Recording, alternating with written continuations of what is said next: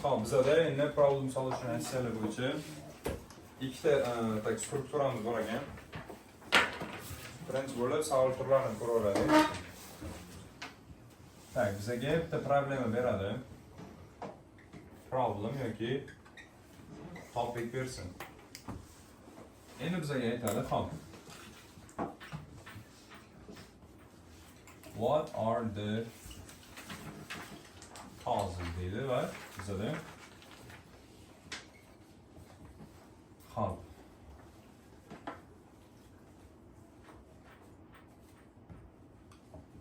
What are some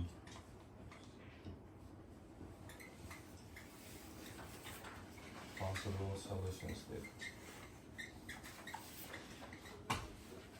Ya'ni mana shu problemani sabablari nima edi va qanaqa san yechimlar taklif qila olasan. Keyingisi bir xilroq bo'ladi. Tak. Bunisiga ham ketdi-da. Ya'ni problemani aytdi. Bunga problema ko'pincha topic beradi-da. Yoki qanaqadir ideya yoki development beradi, sizlarga aytadi. What problems does it create deydi.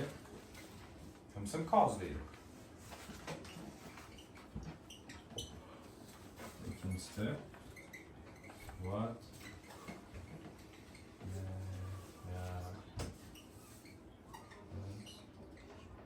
could be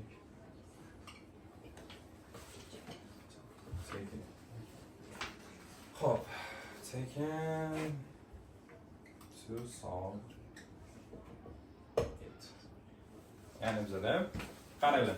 Ozgina e'tibor qaratasizlar, chunki bu savol turiga yana bir marta aytyapman. Savol turini tushunib olish o'zi 50% yozib bo'linglar degan. Savol turiga birinchisi sizlarga cause'dan so'rayapti. Ya'ni mana shu problemani qanaqa sabablari bor? Misol uchun sizlarga global warming ni beradigan bo'lsa, to'g'rimi? Global warming ni qanaqa sabablari bo'lishi mumkin? Birinchisi Factorylardan chiqayotgan bizada karbonat angidrid, carbon dioxide gases yoki emissions. Ikkinchisi mashinalardan chiqayotgan carbon dioxide. Uchinchisi uylardan chiqayotgan har bitta odamning o'zidan qoladigan footprint, to'g'rimi? Carbon footprint har bitta odam bo'ldi. Unaqa emas. Misol uchun alkogol pishirasiz, svet yoqib qoldirasiz, gaz yonib qoldirasiz, o'shanda har bitta odam carbon musor tashlaysiz.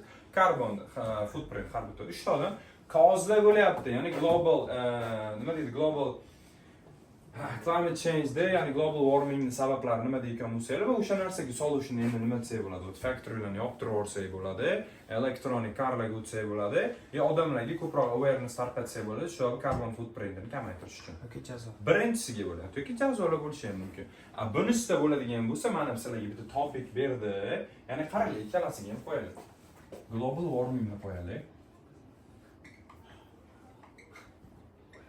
Baqqa biz birinchi bo'lib aytdik, cause'larni zavodlar dedik, hop yozib qo'yaylik. Factories dedik, cars dedik, Carbon dioxide va people. Bo'ldi, unaqa chuqurcha o'ylab olish shart emas.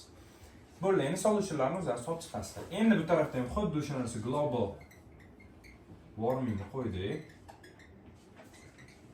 Endi bizga what problems does it cause? Qanaqa problemani global warming sodir qilishi mumkin bizga? Nima o'ylaysiz? Birinchi bo'lib yetishmovchilik. Kun isitishi. Weather. Different weather conditions, yes. Bir xil joylar isib ketyapti, bir xil joylar sovib ketyapti, to'g'rimi? Qanaqadir havolada shiftlar bo'lyapti. Daraxtlarning kesib bo'ladi. Weather shifts. Yo, o'zi aytayotgan narsa cause bo'lyapti. Sabab ana emas bu. Problema emas, global warming orqasidan kelib chiqayotgan problema bo'lmayapti. Yana qanaqa problemalar kelib chiqishi mumkin? Weather qaranglar, weather shiftlarga biz hozir dars yozib chiqsak bo'ladi. Weather shiftlar bu odamlarni sog'lig'iga, qanaqadir chronic diseaselarni olib kelyapti, natural disasterlarni kelib chiqaryapti. Weather shiftlar haqida gapiradigan bo'lsak, yana bitta problema global warming orqasidan keladi. Antarktidani erib ketayotganini, polar bearlarni uylari yo'q bo'lib ketayotganini, dengiz levellarini ko'tarib ketayotganini aytsak bo'ladimi? Bo'ladi. Bular ham shu weather shiftdan kelib chiqmaymi? orqasidan, shuni orqasidan. The melting of nimaga? Shu Weather iceberg. Yo, boyagi mana Weatherda orqasidan keladi-da bu ham baribir. Ha? Kunni isib ketishi, Og'ayni, mana bir narsa weather o'zi global warming. Havoni isishi shu global warming. Tushunyapsizmi? Weather shift nima degan? Ob-havo o'zgarishi, qayerdadir sovuq, qayerdadir isib ketyapti, qayerdadir tornado bo'lib ketyapti.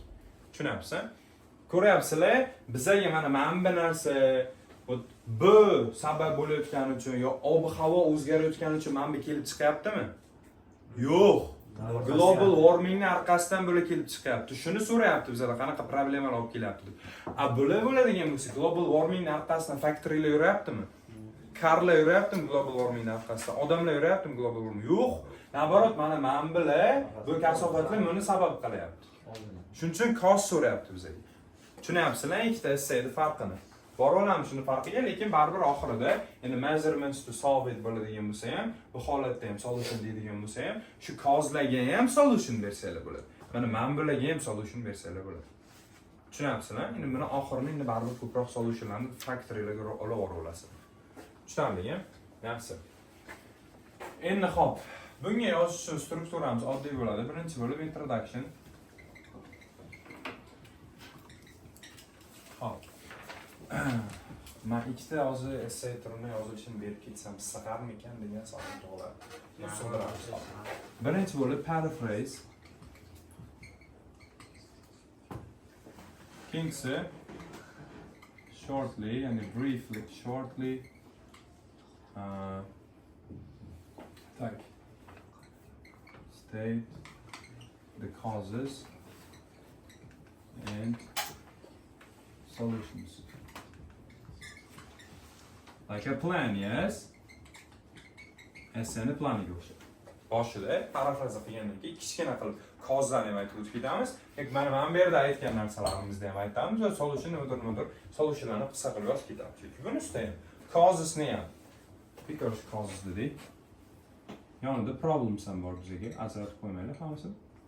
Problems and solutions. Qaranglar, yo problems, yo causes. Tushunyapsizmi? Ham causes, ham problems emas. Yo qaysi yoqqan emas, savolga qarab. Yo bunisi, yo bunisi. Yaxshi. Keyingisi bo'ladigan bo'lsa, bo'ldi bu introduction tugadi. Body 1 da qaranglar. Birinchi bo'lgan topic sense mayda explanation qilyapman. Umumiy qilib general aytib ketay. Bu joyda causesni bersanglar bo'ladi. yoki problemsni bersanglar bo'ladi. Essay turiga qarab, birinchi essay turiga causes, ikkinchi essay turiga problemsni bersanglar bo'ladi. Keyingi bodyda bo'ladigan bo'lsa solutions.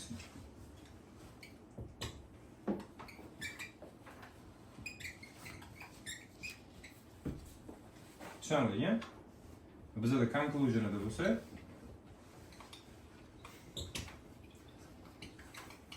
restate the ideas of body 1 and 2. Bo'ldi. Tushunarlimi? Yaxshi. Bu birinchi essayimiz turi bo'ladi yozilishini. Tak, bir sira yoza olasizlarmi? Yo, sig'a ekan keyingisan pastga yozsin. Har sig'dirib yuboraylik, birdan tezroq olib ketaylik, kech bo'lyapti o'zi. Endi keyingi turiga oson, bu juda oson, yangilik yo'q. Boshlaydi introduction yana. Introductionga paraphrase birinchi bo'lib. Paraphrasedan keyin bizga tak shortly state the causes or problems and solutions. Bo'ldi. Keyingisi bo'lyapti bizada. Tak, body 1. Endi body 1da nima qilasizlar? Mana bundan farqi. Birinchi cause va tagidan solution. Birdaniga solution. Body 2. Ikkinchi cause Yonmasam qaraylik, ikkinchi cause yoki ikkinchi problem.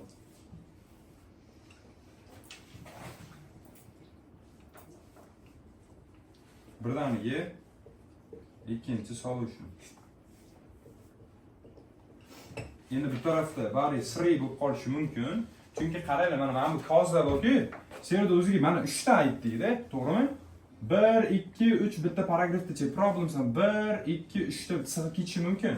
Lekin bularni ochib chiqishga kelayotgan bo'lsa, bizga badiiy siri ham paydo bo'lib qoladi. Bunisi uchinchi cause yoki problem yonida uchinchi solution. Va oxirida bizda conclusion bo'lsa, restate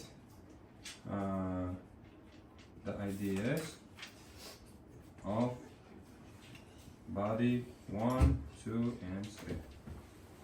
Good.